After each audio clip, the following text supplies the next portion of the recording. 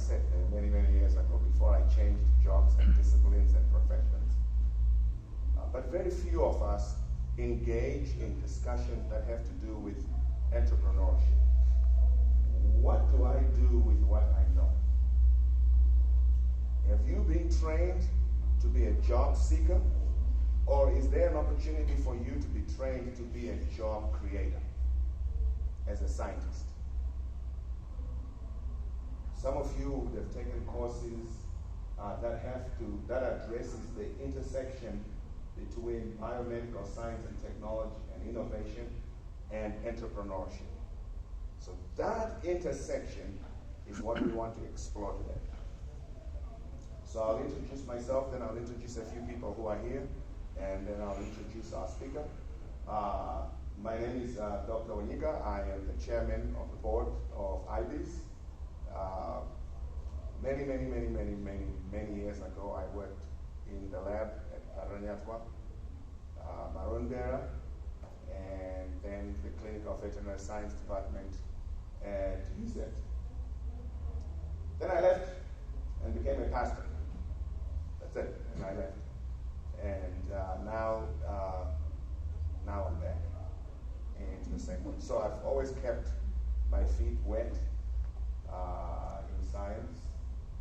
But I've brought a few colleagues with me. Now I serve as the president of Ottawa University in Kansas.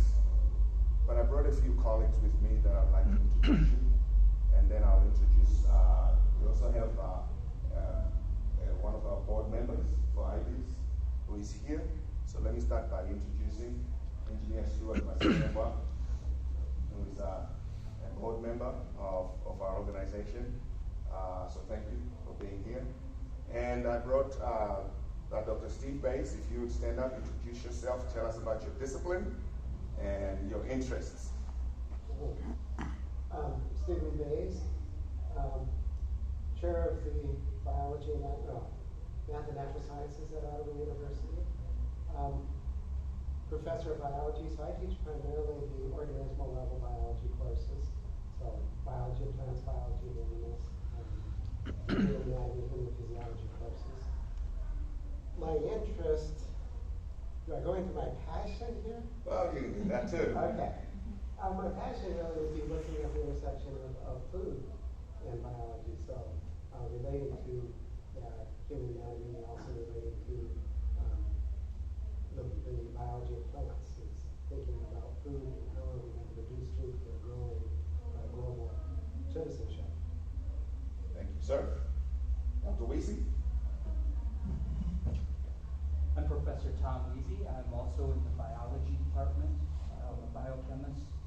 So I teach organic chemistry, biochemistry, genetics, all kinds of fun classes like that. My passion is researching on particular sugar, and I'll be giving you a seminar over that over the lunch hour. But I've gotten an MBA while I've been at Ottawa University, so I'm very interested in bringing the business and science pieces together. And Dr. Weesey, so some of you do not know this, we are at IBIS, we are currently designing a new degree program, which would be an MBA in Biomedical Science and Technology Management. And Dr. Weesey is going to be in charge of developing that and finishing the application for that over the next 2 days. All right, and Dr. Mary Lou? So I'm Dr. Mary Lou DeWald. I'm Dean of International Programs at Ottawa University and also Dean of the Angel Snyder School of Business. But I was allowed to come on the trip because I was a biology undergrad. So that is where my passion is. It still lies. The problem was my degree was in marine biology, which literally insists that you be along a coast somewhere. And when you move to the great state of Kansas, which is literally in the middle of the United States, as far away from an ocean as you can get, I literally kind of became unemployable. So I went back and started my career all over again in business, and here I am today. So my passion lies in workouts and turnarounds and in business failure. So if you want to know why businesses fail, I can give you more data than you ever want. So thank you. And Dr. Mary Lou will be leading our strategic planning process and sharing that for us with the board. And we hope to make a lot of progress between today and tomorrow. All right. Let me acknowledge all the IB staff who are here and the senior staff, Dr. Telingwani. Thank you for being here. You going to greet them?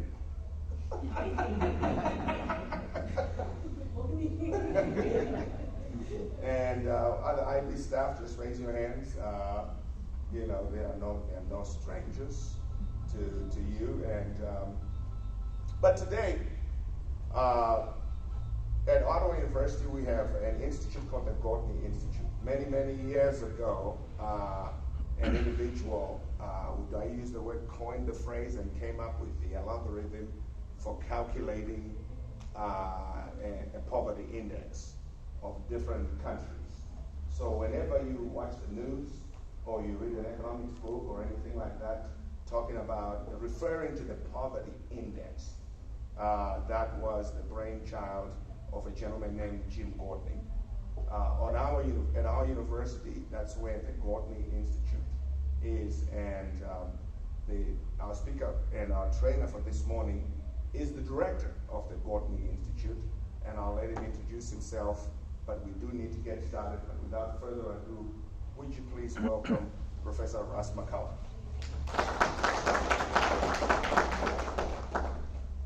All right. So let's see if this thing's going to work. Okay, so I've been with Ottawa for about 11 years, and as Reggie's commented, poverty's been at kind of number one concern for me as I've explored various issues around the world. And so we're going to start with how can poverty be lowered is part of my goal this morning. And then we're going to roll into entrepreneurship and then some of the basics. So I really want you all to see where you fit in the global economy is kind of where I'm going to start. And then we'll start to see where entrepreneur and what you do can be impactful for not only your countries where you come from, but also the rest of the world. All right, so here's North Korea and South Korea, and this is an evening shot. And so, this was kind of an interesting experiment of leadership, where you've got a pretty dark country up top and a pretty lit country down below. And so, why is that the case, that we see countries prospering and other ones in poverty or in dire straits? And so I want to start you off with a basic economic model. How many of you have had just a principles of economics class? Okay, 2, 3, 4, maybe a little bit of this. Okay, that's very normal. And what I've learned is that those of you who raised your hands probably wouldn't be able to pass a test if I gave you one right now either, right? So it's always, I never hesitate to review the principles of economics. I always like to say that everything I needed to know about economics, I learned in principles class. And then I wanted to learn a lot more, so I ended up getting a PhD in economics. But really, principles covers everything that the average person needs to know. So how many of you have seen the movie Castaway? It's an old movie with Tom Hanks. His plane crashes and he's on an island. And so I like to kind of envision, what he did on the island. He could go fishing or harvest coconuts. And so each one you had to kind of think about what they would produce. And so imagine that on a given day, Tom is on the island and he can go out fishing and coconut harvesting and have 8 and 8 as one production possibility, or he can do 4 and 12. So those are his options by himself. Well, a woman washed up on the shore. This is outside of the movie now. Jen. And so she brought to the table certain skills for coconut harvesting and fishing. And she can do either 4 coconuts and 8 fish or 3 and 11. And so as we start to look at that data, those numbers, what can you tell me about the difference between Tom and Jen in terms of their production possibilities? What do those numbers tell you about Tom's production capacity and Jen's production capacity. Who's better? Tom or Jen? Tom, right? So look at that. Tom can do 8 and 8. When Jen goes out for a full day fishing, she can do 8 and 4. So Tom has what we call an absolute advantage in production. Tom's one of those guys that can sing and dance. He's a straight A student, right? He can do kind of everything well, right? So he has an absolute advantage in production. And so what I'm kind of teeing up is that if these two are on the island, why would Tom ever want to trade with Jen when he's better at everything, having an absolute advantage? Well, that's what we're going to explore.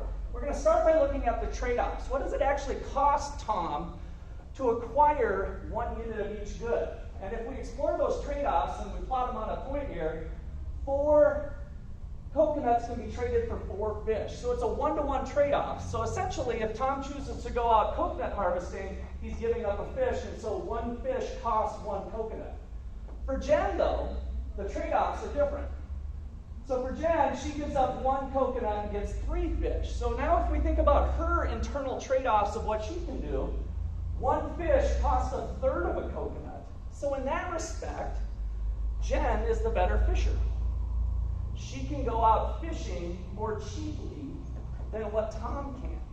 And this is one of the top 3 principles of economics of opportunity cost and comparative advantage. So who should do what? Well, if we think about their idea of specializing in what you're good at and then trading, we're going to put Tom out on coconut harvesting and Jen out fishing. So by doing that, imagine I extended a line with that trade-off to say that Jen could be anywhere along this blue line and Tom could be anywhere along the orange line. And so the idea here would be, let's have Tom fully specialize in coconut harvesting, which with that trade-off would allow him to bring in 16 coconuts. And if Jen fully specialized in fish, she could have 20 fish. And then the idea would be for both of them to trade. So before we go there, let's think about the world's production possibilities. The world consisting of 2 people on our island. And it looks a little different than what we did individually. So imagine that we put both people into fish. Tom can do 16 fish, Jen was at 20, so the world could produce 36. And then the question would be, if we have 36 fish and we're getting a little thirsty for some coconut milk, who should we send out to get the first coconut? Should we send out Tom or should we send out Jen? Should we send out Tom? You guys didn't think this was going to be interactive, if it was going to be good. Who should we send out? So both have been fishing. Who should we send out to get that first coconut if we're sitting at 36 fish? Tom or Jen? Who would be the best person to send out for coconuts? I think I heard it. Tom, right? We're going to send out Tom. So why are we sending out Tom? Well, Tom can do it cheaper, right? And so I only have to give up 1 fish to get 1 coconut. And so what we're doing is we're moving along this production possibilities, which is identical to what Tom's was here. So the slope of this production possibilities is a 1-for-1 trade-off. Eventually we get to point XC, where Tom has produced now 16. We still might want more coconut milk, but now we've got to send out Jen. And so every additional coconut's going to cost us 3 fish if we send out Jen. But truly, this outer envelope represents the production possibilities of coconut and fish for the world. It's the world's production possibilities. Why is that important? It's important because if we add up the production where both of them are doing a little bit of both, that's XA. Point A that I had on that previous slide, that's XA. What does that mean? It means through engaging in specialization and ultimately trade, we can have some stuff for free. The world between Zambia and Zimbabwe might be XA, but it could be XC. That's more fish and more coconuts, right? So by allowing people to do what they're best at, what they have a comparative advantage in, and then engaging in trade, we can have more of both goods. That's the closest thing to a free lunch that we have in economics. There's an old saying in economics, there's no such thing as a free lunch. That's about as close as it gets by doing this process. All right, so now coconuts. Jen has 20 fish, and they need to trade. So Tom throws out an offer and says, how about 2 fish for every coconut? First of all, is that a good deal for Tom? 2 fish for every coconut. Yeah, remember, he could only do 1 for 1, right? So he's got to be swindling her, right? If he's winning, she's losing, right? That's the way the world works. Let's think about it. Should Jen accept this? So 2 fish for every coconut. If Jen was to want a coconut herself and do it herself, how many fish would it cost her? Who's got their thinking cap on here? I know we got a lot of scientists with numbers. How many fish was it for Jen? I think I heard it. Everybody's quiet. It was 3, wasn't it? 3 for 1. So wait a second. This is, whoa! Are you kidding me? So is that a good deal for Jen to get 2 for 1 when she could do 3? Is that a winning thing for her? Wait a second. You mean the market system in capitalism is not a win-lose? It's actually a win-win? Where by engaging in trade, both parties can win? That's not what we're always taught, right? We're kind of taught we go to the store and we buy something, the company profits, they win, but you just lost some of your money. Not true, right? You apparently, when you bought that item for $2, got more than $2 worth of value. You would have paid 3, right? Maybe you go into a store and you would have willingly paid 3, you only had to pay 2. You profited $1 too. So the marketplace with voluntary interactions among agents is a win-win situation. As long as you weren't forced to do it, then we have this win-win situation. So not too bad of a deal. Jen says, let's go with that 2 for 1 special. And maybe there's negotiations in between. So now if we explore what the consumption possibilities are after those production possibilities, we see clearly that both people are made better off. So again, Jen was here at 20, and now she's going to be getting, give up a fish and get 1, 2, right? Or give up 3 was the old trade-off, and now it's 2. And so she can consume all of these points outside of what she could do on her own. Same thing for Tom. Even hotshot Tom, who can do everything, is made better off through engaging in trade with Jen in a way he could never do himself. He could be at a point like D instead of A or B. All of those consumption points are outside of what he could produce himself. When we're in a solo economy, if our country is closed off to international trade, we're missing lots of other opportunities. So this is a country that's closed off for trade, right? And then if we open up to the world's resources, we can allow consumption possibilities that are outside of anything that Zimbabwe could do on their own. So one of the principles we're going to explore later is that we should be open for trade as long as it's voluntary. So voluntary trade among the people. All right, so how does this scale up, right? So it's kind of fun to explore economic models like that. And it's like, well, what about in real life? How does this thing work? How does it scale up? Well, it turns out to scale up pretty nicely. So the economy is really about the people in the economy. So I have got the economy broken into households where there's babies and old people and young people and people who work and people who don't work. That's really the economy. That's what we're studying when we study the economy, is that. And so too often people get wrapped up on this side. Well, the labor force is approximately half in the United States anyway. I didn't exactly look at the labor force here. It's usually pretty similar around the countries, but the labor force makes up about half of the households in the economy. And so for 8 hours a day or 10 hours a day or whatever it is, you go over with a business and you work with other people in what you're skilled at doing. You guys are scientists, so you should be in the lab figuring out new ways to do things and do what you're best at. Some of you are fishers, some of you are coconut harvesters, right? But the whole idea is to figure out what you're good at, specialize it, and we join a business over here to join others that can help complement each other in producing that product. And so that's our businesses, but we never want to forget that we're going to go back over here. And so ultimately, it's about the households, but that's how it scales up. Okay, so then too, I gotta watch my time so we don't run into tea time too quickly here, right? Just tell myself. So this is my big fat finger doing this. Sorry, I did a little bit of text box, but I thought it'd be kind of fun. I wasn't sure if I was gonna have this. So let me put a couple different things on for the scientists out there. Imagine that we have a production possibilities frontier, that's boat hour, and we have food and the number of lives saved with medical treatments.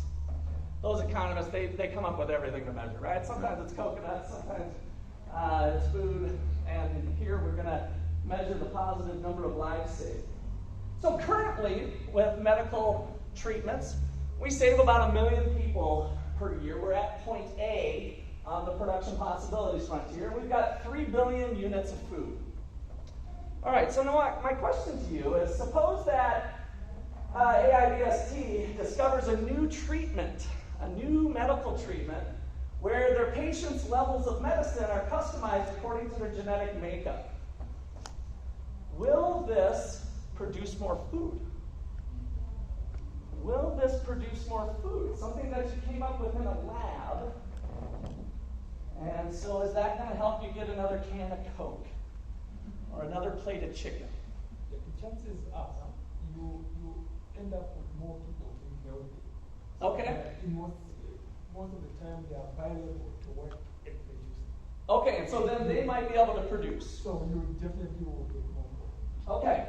So one thing we want to think about is, what does economic growth look like, right? What does economic growth look like? So in the context of this production possibilities, we saw with Tom and Jen how consumption possibilities shifted out. With economic growth, we're going to be looking at production and consumption possibilities. But this curve is drawn with thinking about the maximum amount of food and the number of lives saved given the available resource base and technology. So those are held constant when I draw this line.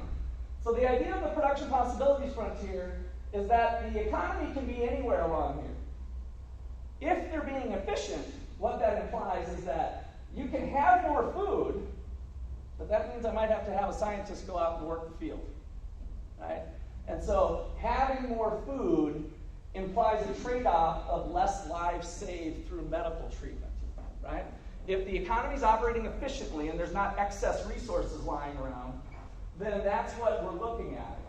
And so when we have this new breakthrough of the medical treatment, and we're able to save more lives with those medical treatments, it doesn't actually help us get more food when we think about this theoretical endpoint right here. Like, does that medical treatment actually produce more food? The answer is no, right? The answer is no. But this one shifts over. But then so do all the trade-offs. So all the trade-offs shift when you guys develop a new treatment, right? So this is my fat finger again. This should not be going up a little bit here. This should be coming like this. But I did it like 5 times, and I was like, it was close to midnight, and my fat finger, I'm trying to delete. All right, this is good as it gets. So yeah, we can be at a point like B. So what does that mean? Well, we can't have more food at that endpoint where we have all the scientists and all the resources in society devoted to food. We can't have more food. But with all the resources here, we can save more lives. But the most important thing is this trade-off. And now we can choose to be anywhere along here and actually have more food and more lives saved through that breakthrough that you guys are working on in the lab. So that's really awesome news for the economy. Any sort of technological advance, any sort of innovation that makes people more productive in any sector. Maybe it's a new pizza oven that makes pizza quicker. That helps people save lives, right? All of this stuff, any sort of technological advance, that's what's amazing. We don't have to steer technology advances to just electronics or to just the healthcare sector or to just those places. It turns out it's a little hidden behind the scenes, but any technological advance allows us to produce more of everything and move from point A to point B. Okay, any questions there at this point?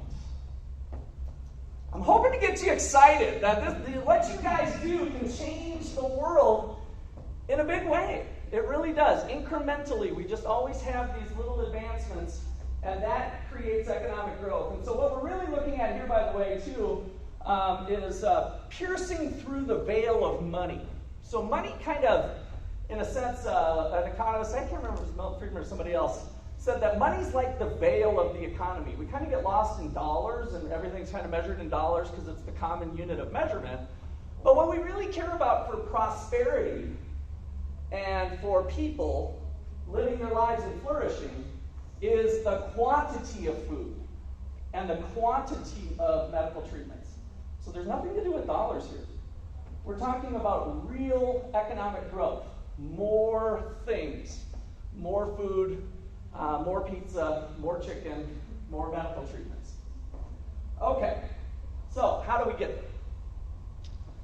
So economic freedom is one way to set up society in a sense. Do we drive decisions down to the individual level, or do we leave more decisions with a few people, the elites, right? The really smart people. And I know I got a lot of smart people in the room, so I got to be careful when I do this. But what I'm going to tell you is that the people who think they're smart with stuff that can figure out social outcomes, it doesn't operate like science does.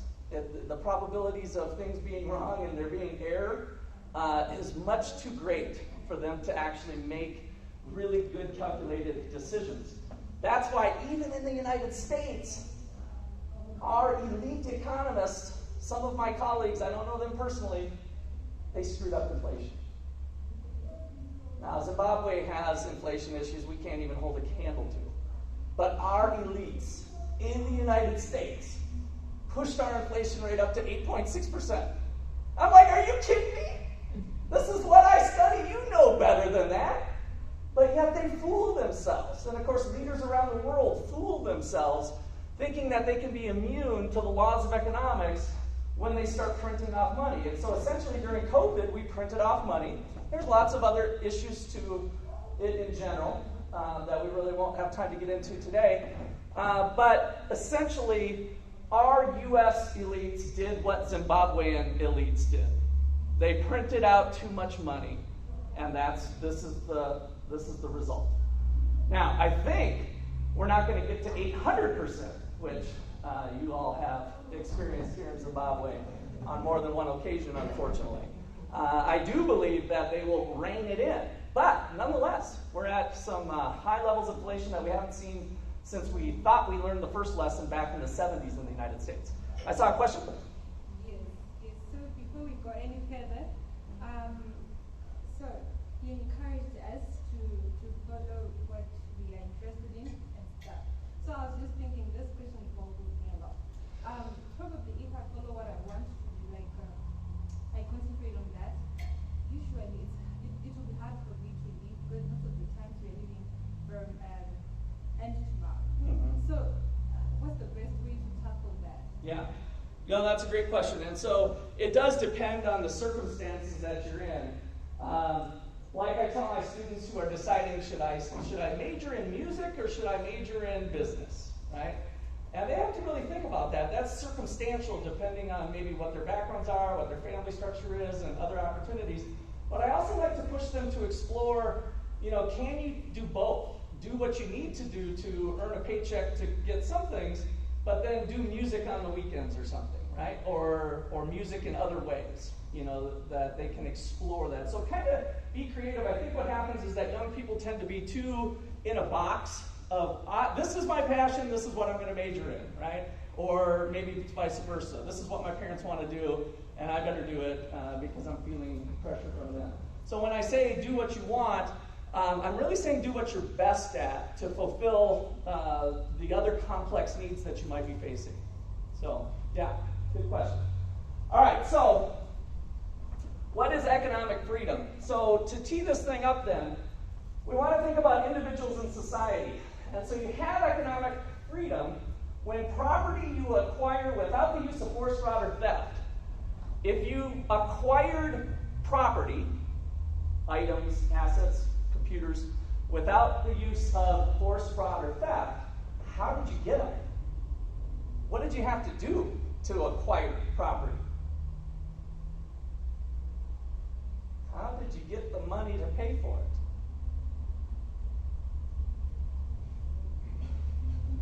So the two most common scenarios are inheritance. Good. And you trade off your time for money. Absolutely, right? You go to work. So most of us go to work to do that.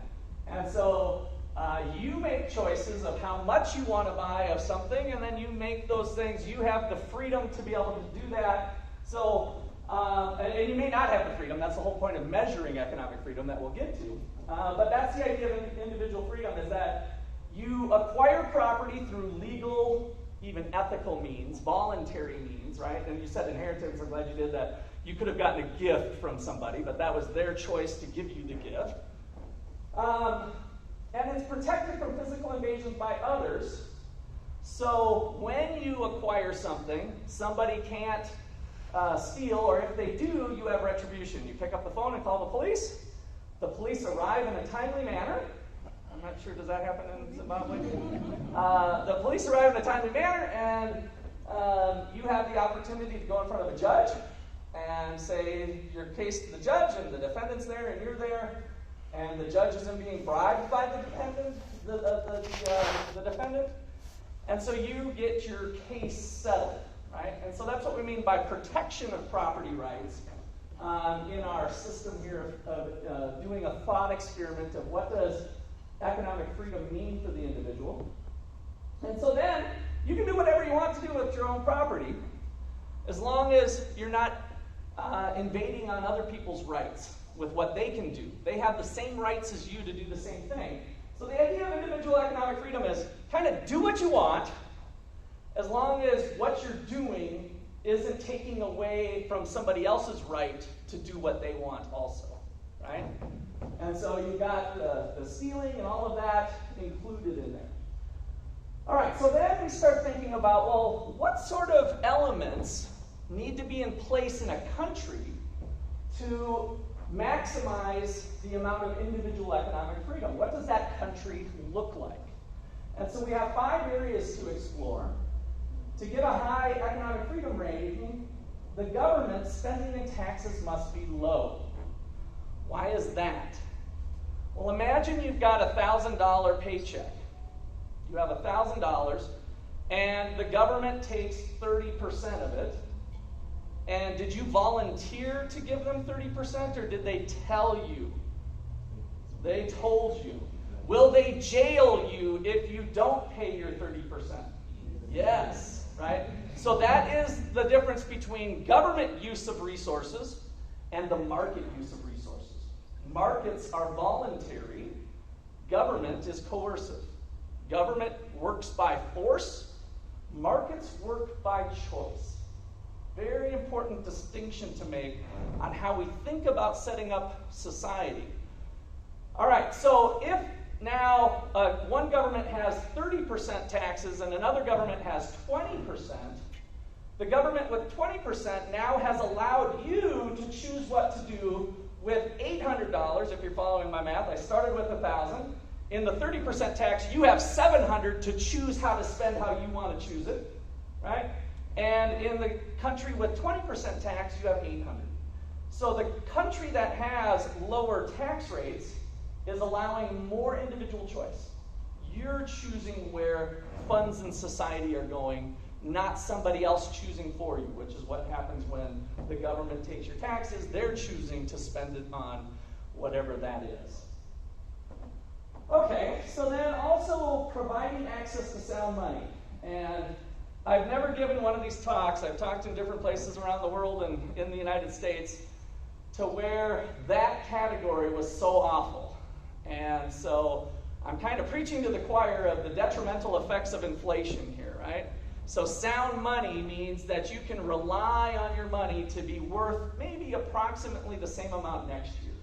So in the United States, if we have 2% inflation, then my dollar, when I pull out my dollar next year, if I put my dollar in a mattress even, I can still buy, 98% of what I could buy before, right? So the dollar's value is remaining stable. So that's important for consumption, but it's awfully important for business and long-term investments.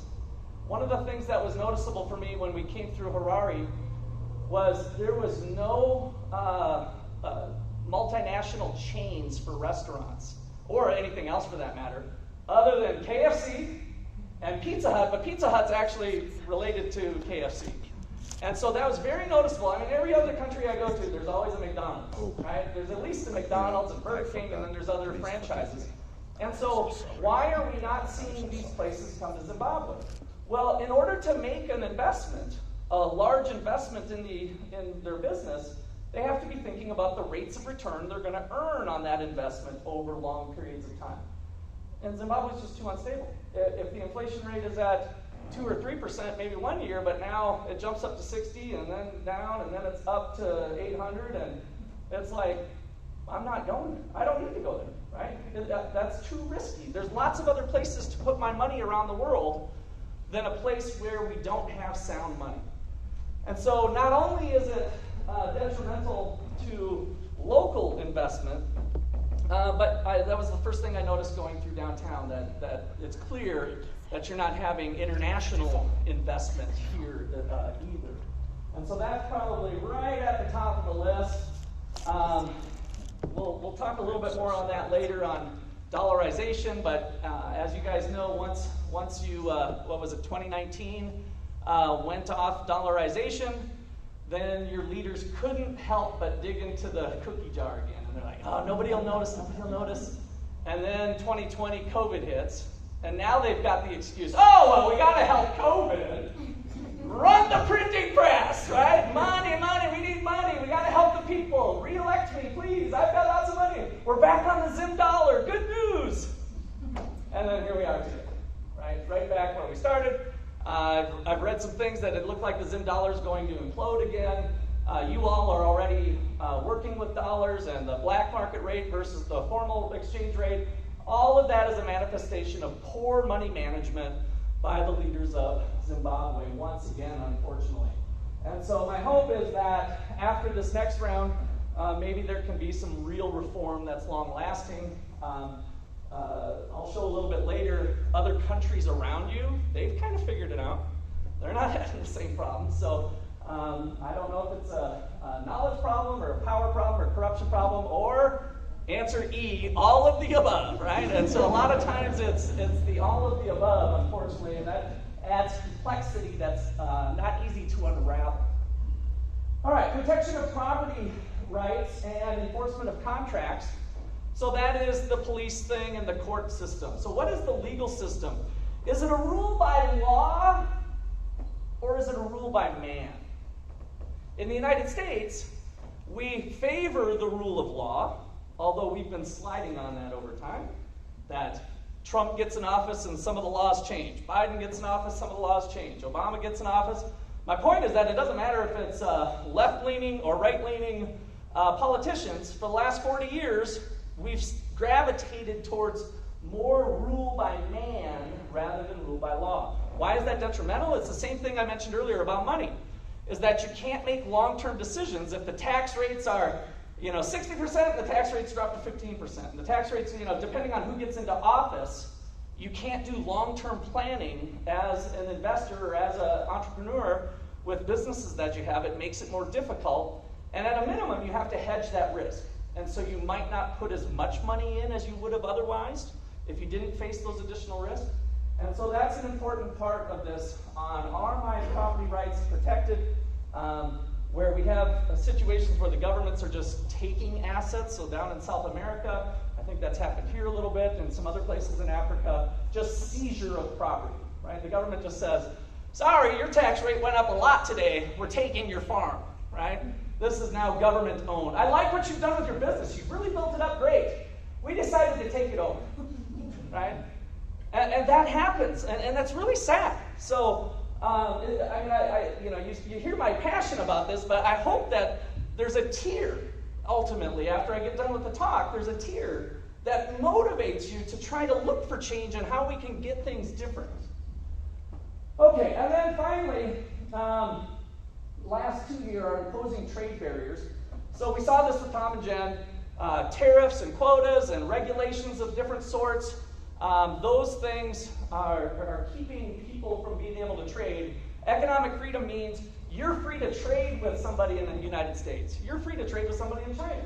You're free to trade with somebody in Bolivia, right? You're free to trade with anybody. So if we keep those trade barriers down, then the consumption possibilities grow for all the people in the society. And finally, regulations. So this has been a growing burden in the United States. I see lots of wonderful hair braiding going on here, and same thing in the United States. So a lot of times college students want to have a little hair braiding business on the side, right? They're poor college students, they want to braid hair, they're good at braiding hair. Well, there's been multiple cases where the government comes in and says, what are you doing? I'm braiding hair. Well, you can't do that. What do you mean I can't do that? I've been doing this for years, since I was 11. My mom taught me how to do this. Well, I'm sorry, you got to have a license to do that. Well, how do I get the license? What is that, 20 bucks, 30 bucks? No. You have to go to 1,600 hours of cosmetology school so that you can do the hair braiding. And then you can cut hair and do some other things too. But you have to have a license as a cosmetologist. And guess who the ones who are fighting for that type of licensing? The existing hair salons, right? They want them to come to their place, not go to your college dorm room and learn how to braid hair. So occupational licensing has been a problem. And then Alice taught me another one here was on small, medium businesses. There was a regulation, sorry, no more loans. No more loans to small, medium businesses. This was just passed, you said last week or something, right? Or within the last few days. The government just says, sorry, you can't give loans to small, medium businesses. What?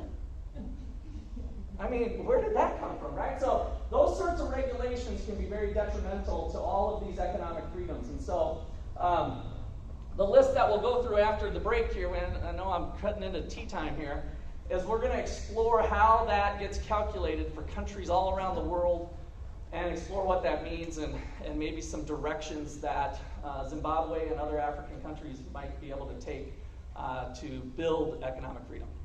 All right, we'll pick up from there after break. How long is the break, Reg? We'll give it about, if we start at 10:25, is that okay? So yeah, you call the shots. We'll be back at 10:25.